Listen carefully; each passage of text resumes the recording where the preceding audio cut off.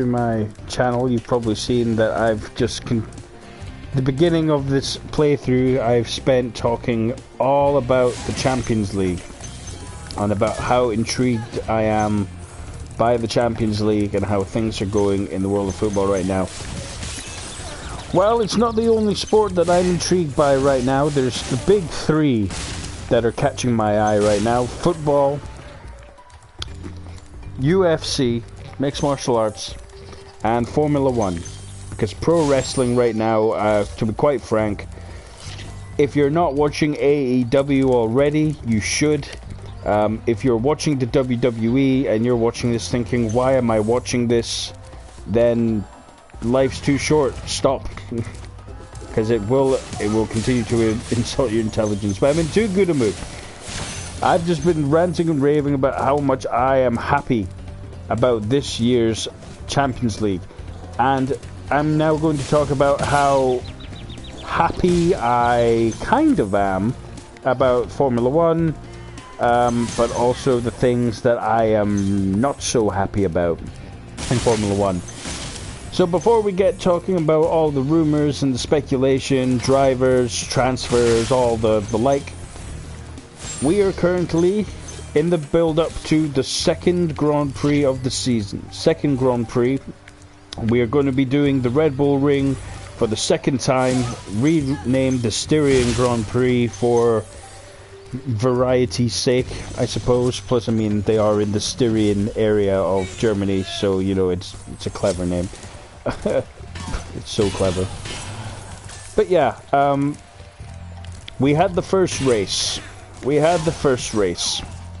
And a lot of the time, certainly in recent years, cars have had very good reliability straight off the bat. The issue has usually been just overall speed and driver rustiness. This couldn't have been more different in this first race of the season if you haven't watched it. 20 cars started, 11 cars finished, and only a couple of them had a crash-related incident. I would say it was 6 or 7 of them, maybe even 8 of them, that had mechanical issues with the car. Mechanical or electrical, that is. Electrical seemed to be a big thing. The cars had extremely sensitive sensors. I'm not sure if this is something new or if it's just a new way that they are being utilized on the car. But a lot of these cars were having their sensors shooken loose and pretty much off by the curbs of the Austrian Grand Prix. And this was leading to a lot of engine issues and other issues for cars. The main cars that had mechanical issues were the Red Bulls, and believe it or not, everyone who was running a Mercedes engine. The Mercedes engines are very quick, but boy do they look fragile right now. They look so fragile. You had guys basically pussyfooting it for the last 10-20 laps of the Grand Prix. And the reason why they were allowed to still dominate despite these issues was because the Red Bulls were not quick enough. Well, I say that the Red Bulls were quick enough. They were quick enough. It's just Max's gave up after 14 laps, and Alex once again got spun off by Lewis unbelievably, and his car eventually gave up as well. The Mercedes engines in all of the cars, including the Racing Points, looked very weak, as I said. However, the Ferraris didn't just look weak, they looked slow. They looked so slow. They were terribly slow in the straight. In some parts, compared to last season, the car was 8 miles per hour slower. 8 miles per hour. To you, that's not going to sound like a lot. Believe me, when you're in a straight drag race, you will realize very quickly when you were 8 miles an hour behind someone. because that gap gets very big very quickly in Formula 1.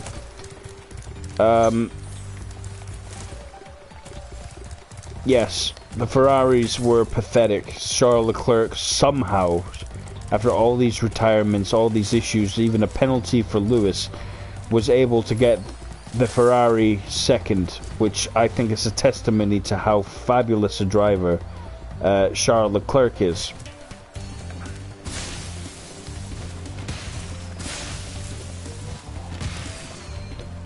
So, Charles comes second. Valtteri in the Mercedes nursed it home to win. He won. All good for Mercedes in the end.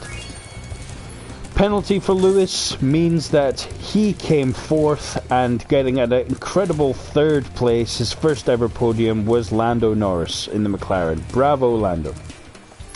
Norris, Leclerc and Bottas is your first podium of the year. This is exciting, because it shows that the McLaren, even though Charles got past him in the end, those McLarens look faster than the Ferraris. And if that's true, the Ferraris are going to be in a battle for third, let alone second. However, with a limited number of Grand Prix, things have already started pretty bad for Red Bull. As I said, not only did Max not finish, but Alex also didn't finish. So Red Bull leave the first Grand Prix of the season with no points. No points.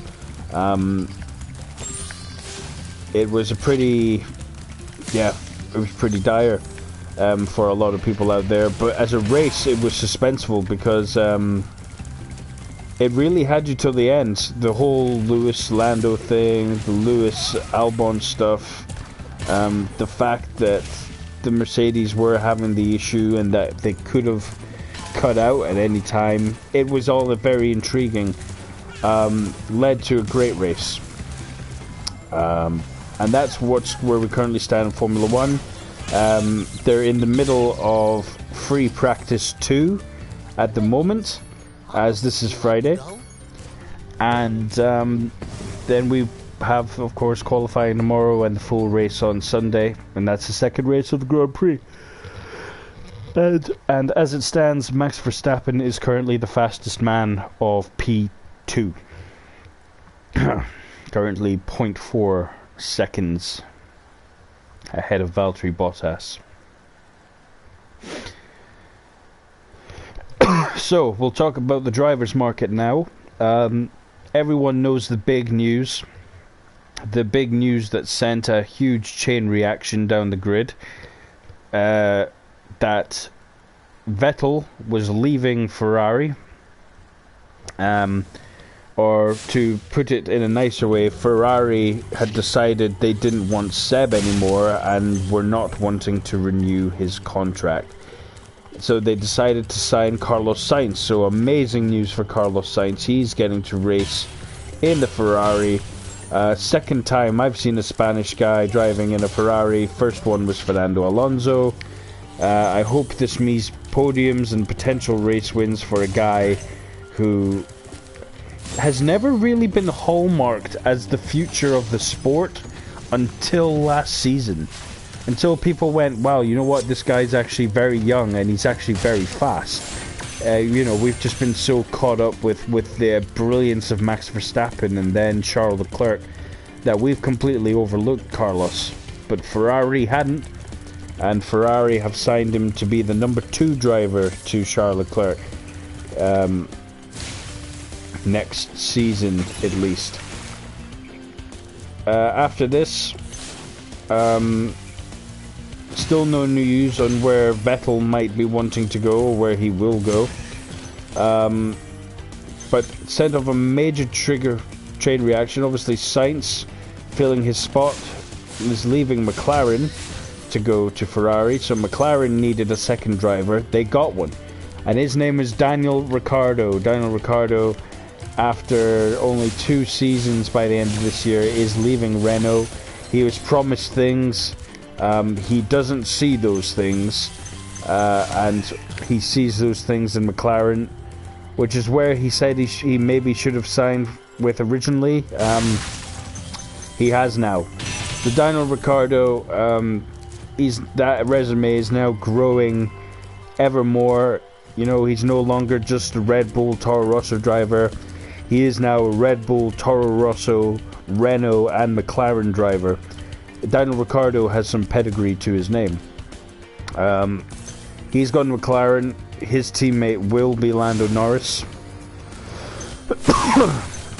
And then that leaves Renault, who also currently have Esteban Ocon in, and Ocon is driving for Renault because he's on loan.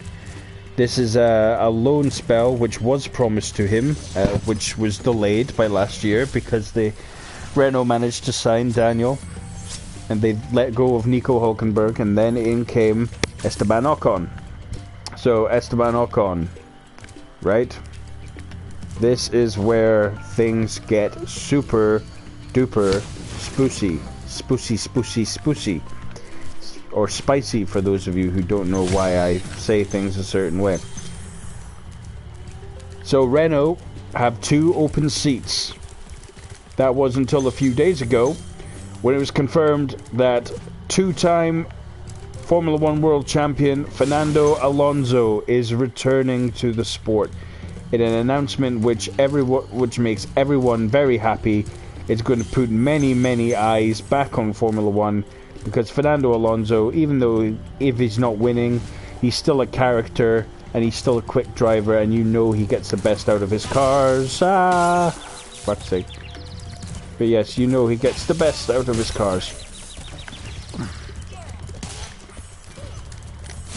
Sorry, that was good. So Alonso signs with Renault. There's still a seat open, and Vettel has still yet to confirm a seat. My original prediction was that with all the amount of money they've come into, and with the change to the car from a big brand, I assumed that Aston Martin would be all over Sebastian Vettel, because I mean this is the sort of signing they want. They've so far dismissed it completely, and it looks like that Aston Martin would rather start with Sergio Perez and Lance Stroll. I mean, Stroll's a given because his dad's the guy who owns the company. And as unfair as that is to say, he is still a quick driver, is Lance. I mean, he's still got a podium. There's a lot of drivers on that grid that don't have a podium. But yeah, not going to what is essentially Racing Point for now. Not going to Ferrari, not going to Mercedes. Renault have just spent a lot of money on Alonso. Would they really be willing to spend more on another multi-million-dollar contract, which would be Sebastian Vettel? Red Bull probably wouldn't want him back because he'll just complain that Max is a better driver. You know, it's not a good position for Seb. Unless he takes a deliberate pay cut just to... Well, he's going to take a pay cut anyway, really. Leaving Ferrari as the #1 driver. Vettel... Yep, he's either going to take a pay cut and just endure the fact that he's not as quick as he used to be, or he's not going to race at all next year. Part of me still believes that if he's willing to take a cut, Renault will talk about it, saying, if you'd be willing to take less, we'd be willing to sign you, in, you know, in Cyril's voice. And I believe that. I believe that Seb is a racer before he is a money hound. I believe that Seb will want to stay in Formula 1. Because we've got to remember who Sebastian Vettel is, right? Yes, he's currently in the shadow of Lewis Hamilton, okay? He's in Lewis Hamilton's shadow, no questioning that. Hamilton's a better driver. He's proven this multiple times over, okay? Seb is still a 4-time world champion and has won more than 50 Grand Prix, right? Would you like to know who else in Formula 1 history has won more Grand Prix than Sebastian Vettel? Lewis Hamilton, Michael Schumacher. Those are the only two men to have won more races in Formula One than Vettel. Right? So no one can tell me that losing Sebastian Vettel wouldn't be a loss, because it's a huge loss. It's a monumental loss. It would be like losing Lewis Hamilton if Lewis Hamilton had left the sport 2 years ago.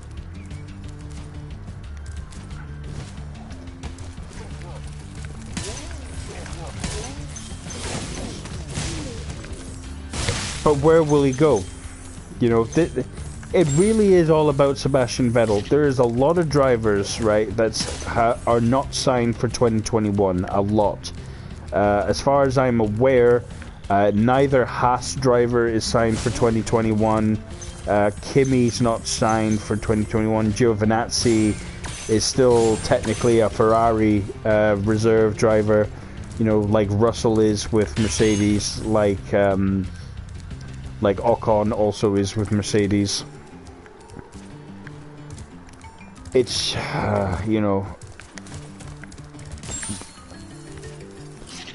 it's one of those things, right? It's like that whole thing that everyone said Formula One were looking to get more cars onto the grid, that they wanted a 24 car grid. It's like, that's wonderful. That's wonderful if you want 24 cars out there, right? But they all have to be competitive, right? They all have to be competitive, and they have to be in a position to sign a guy like Sebastian Vettel.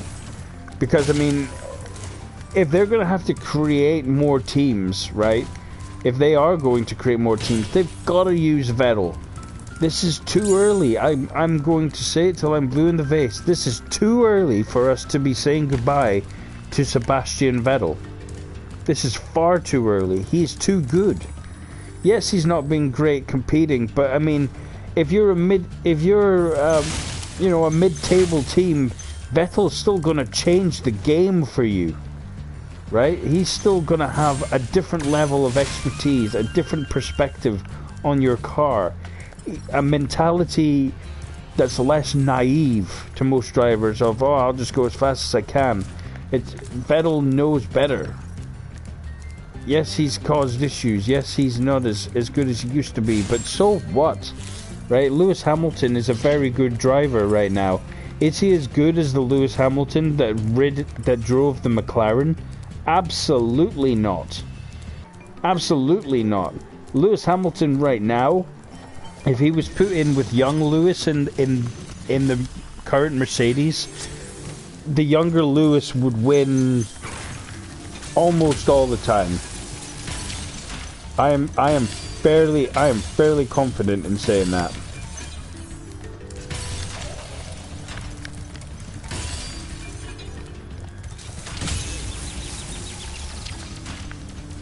So Vettel needs to stay. But also, if that seat at Renault is the only high-paying seat available, is Hülkenberg going to come back? Who else is going to come back? Who else is in a position where they think they've made a good name for themselves in order to step up? Because, I mean, what's to say that Alpha decide to sign another young driver, and then Renault decide, well, I mean, we've got Alonso, I mean, why don't we just have like a legendary pairing? You know, why don't we just have, oh, for fuck's sake, why don't we just have Alonso team with Raikkonen? You know, or why don't we have Alonso team with Vettel? You know, it's just...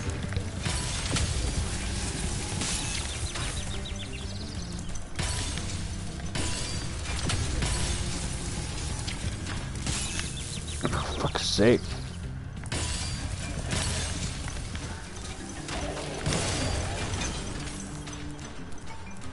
Right.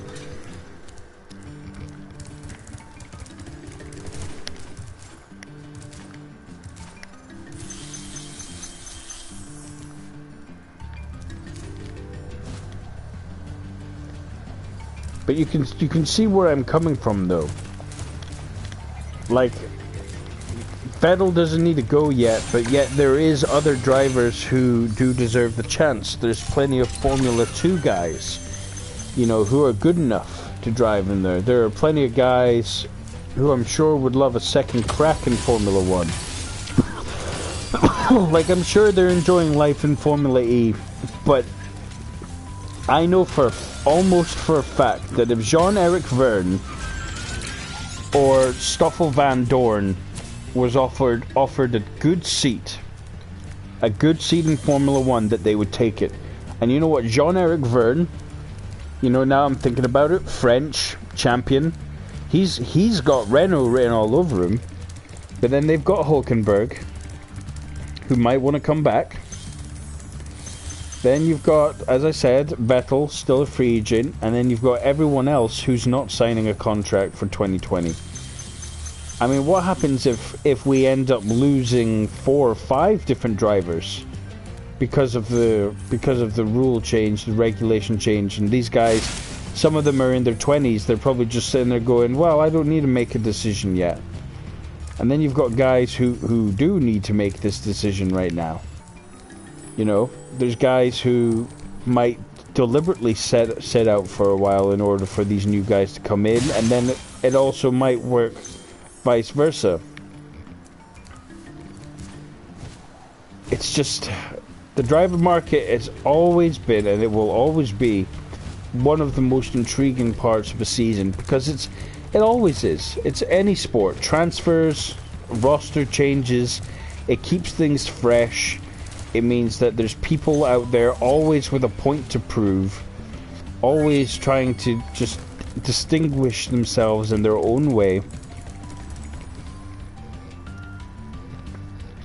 And it's tough to see who's going to go where. But the way the season's currently going, it's going to be hard. It's going to be a hard sell to convince a top driver to want to go to Renault. Alonso's only done it because he misses the sport and he's willing to do the challenge. He wasn't willing to do the challenge before. He was in a place where he wanted podiums and race wins. He is now coming in with the mentality of accepting that is not going to be the case for at least quite a long time.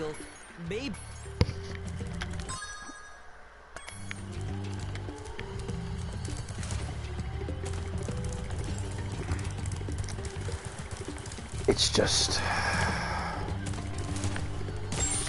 guess in that instance you just got to ask yourself, who would you sign? And you know, if it was me, I think I've already come up with my idea actually. I think I would want to sign Jean-Eric Vergne from Formula E to be my teammate for Alonso. Why not? There's a lot of, but there's a lot on this, and you know, it would be sorted if they had a couple more cars on that grid. It would be sorted, but sadly we're not there. That's the one frustration with Formula 1 where we're currently sitting at. And again, things would be completely different again if the regulations were staying in place as predicted, as planned, I should say, and they're not being, you know, held hostage by Corona like everything else. But this is the way it is. It's changed everything, and soon we'll see just how much it's changed everything. And yeah, I think we know some of the ways now, but I think we're not prepared to see the full extent of how it'll affect sports, our today life. So even though I've just spent the last few, God knows how long, talking about Formula 1, talking about football, especially football, at the end of the day, I really hope that everyone out there just ultimately stays safe. I mean, I'm not going to lie to you, this whole thing has been majorly blown out of proportion. Majorly, and no one can convince me differently of that. However, you know, there are people who are susceptible to getting ill You know, if we were discovering the common cold for the first time, we would all still be wishing each other well, and that's very much the mentality I've taken of this. I still think the illness is over-exaggerated, but an illness is an illness. It can still kill. It can kill people who are expected to die. It can kill people who are unexpected to die. And needless death is never a good thing, especially people taken before their time. So to everyone out there, I hope you take care, be safe. This will pass over soon, and if it doesn't, remain intelligent, remain faithful in your genetics, that you'll be fine, because there's a good chance you will be. But that doesn't mean you obviously go out, be reckless. You just go out and live your lives, because what else can we do at this point, right? We're going to live, we're going to die. We can be on pause on the coronavirus for years. It doesn't mean we're going to have those years added on to our lives to make up for it. This is still our one go. So yeah, everyone take care. Yeah. Peace out.